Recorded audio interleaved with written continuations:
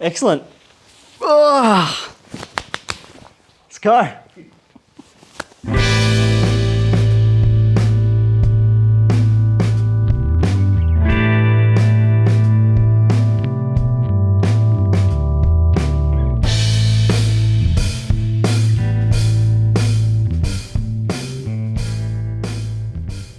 I've designed a whole variety of really unique custom joinery using the PantoRouter, totally separate from the templates that they have supplied. Now, we already have 4 videos on our channel currently that document the process and the setup of the supplied templates, and that includes their dovetail templates, and we made this little box here, box joint templates, and I made this triangle using some pretty simple box joints, as well as the standard mortise and tenon join, which I have right here, which is very nice and tight, nice and neat. If you are new to the PantoRouter, check out those videos first.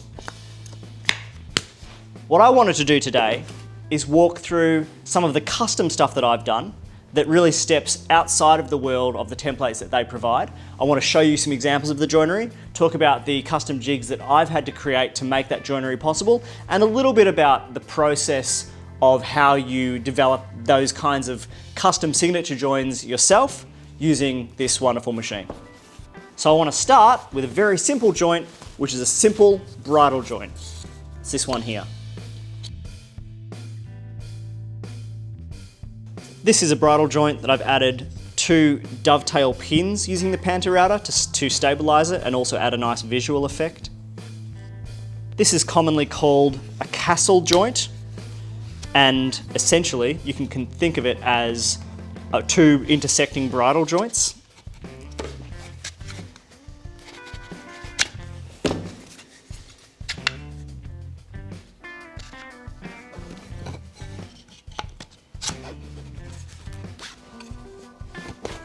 This is another castle joint where those tenons actually end in a rounded end rather than a square end, so they have to be cut in a slightly different way.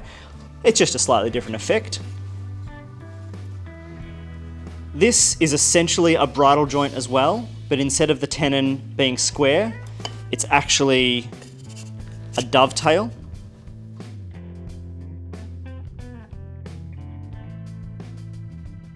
This is similar to a castle joint, but all the detail is in one piece. I don't really have a name for this. I haven't seen it done before. It is more just a joint that you would add for visual interest on the outside of a coffee table or something. This is a personal favorite of mine. I developed this for a client. I ended up using a different joint on the piece, but this is essentially a double-sided dovetail join of some description. I'm not exactly sure what to call it. This one is a little bit loose, but you get the picture. That one comes in from that direction. This one comes in from that direction. They don't truly interlock, but they make a really nice visual statement on the edge there. This is an interlocking triple tenon joint that I created and actually have used on a piece. So this one is obviously really sloppy, but it was just a prototype. That is the double tenon that goes in that way. This is the single tenon that comes in the other way. And it makes an incredibly strong joint. Now, most of this was done with the PantoRouter. I did have to square out the edges of those mortises because the round router bit cannot achieve square corners, but that was just a little bit of cleanup by hand. The last one I want to show you is this X tenon that I created. I actually created this using some of the templates that PantoRouter provided, but I had to cut them up and butcher them to get this effect. To create this X tenon, I actually used some of the templates provided by PantoRouter, and I had to cut them up. So I used a vertical tenon component and a horizontal tenon component, and I really had to cut and butcher these and modify them to create that cross.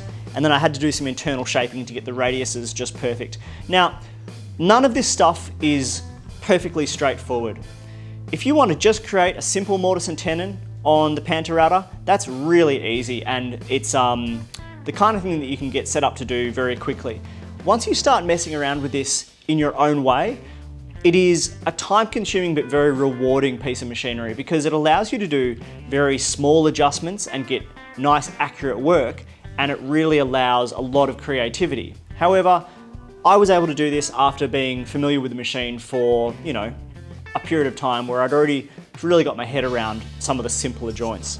I'm going to start here by talking about the bridle style joints. Like I mentioned, it's essentially a mortise and tenon, and a small one like this can be cut using one of the mortise and tenon templates provided because there's enough length in that to cut a tenon that wide. However, when you start wanting to cut a long slot like that, the templates actually aren't long enough to give you enough travel, so you need to start figuring out ways of devising your own. I have made a number of things like this out of plywood that are just very long horizontal slots, and I've also made some that mount vertically that allow me to carry out some really accurate long trenches that are replicatable in wider pieces than the templates would allow me. So that would get mounted onto the template holder. That allows me to run my dovetail router bit in a really long straight line, and then I can place the bearing on the outside of this template to get the corresponding cuts that mean this thing match up. Now, getting that fit to be perfect is a matter of fiddling around with the router bits and the bearings provided, and also the width of this template that you've created to make sure that you get a good fit. So, if you had a specific job in mind, as I have, you might make a particular template and you need to incorporate those sloped edges. You could even do it on the center as well, in the same way that the PantoRouter templates have those sloped edges. And what that allows you to do is creep up on that joinery by raising and lowering the router bit. Now, if that just doesn't make any sense to you, you really need to go back and watch the introduction to the PantoRouter or some of those simpler PantoRouter tasks like the mortise and tenon first, and that'll get your head around the way that these templates work. So I very often find myself using the PantoRouter like a linear, essentially just a linear router. I can set one of these long templates in vertically or horizontally and do a really nice long slot vertically or horizontally with tons of repeatability.